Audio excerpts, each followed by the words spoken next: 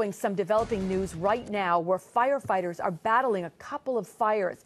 We're going to begin in Bennington, Vermont, where the fire broke out at the furniture store there, LaFlammes, just a couple of hours ago. And Matt Markham is on the scene. He joins us now to fill us in on what's going on. And Matt, it's got to be a terrible, terrible day to fight a fire. Not that there's a good one, but this could be the worst kind of day.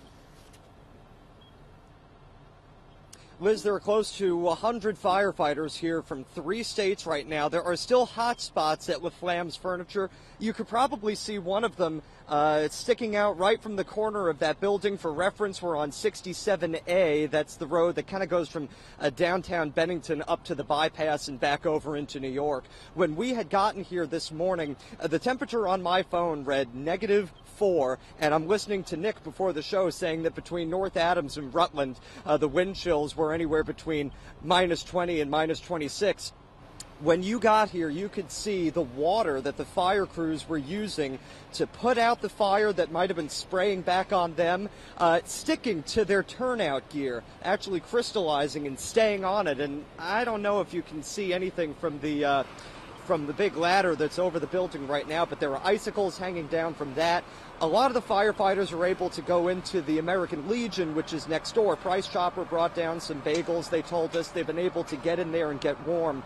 But anybody who's in the fire service will tell you that it really doesn't get any worse than a day like today, that you have to go in and fight a fire, especially one like this where the call came in about 7 o'clock to the furniture store, packed with furniture. That didn't make fighting the fire any easier. Finding a water source was difficult because of the cold temperatures. We actually spoke to the owner, who said that this location has been open for about a year and a half. He's got roughly 8 employees that work at this location. He's got 4 other stores, including this one, that are in Rutland, and 2 locations over in New York. At this point, he doesn't know what he's going to do with those employees at this point, or what he's going to do with his business, but that is something he's going to be looking into. He's very thankful for the firefighters that are here on a terrifically cold day here in Vermont. This road here will probably be closed for the rest of the day, and there's no power being supplied to any of the businesses around here. Again, no cause determined yet, but what started as a very cold morning for firefighters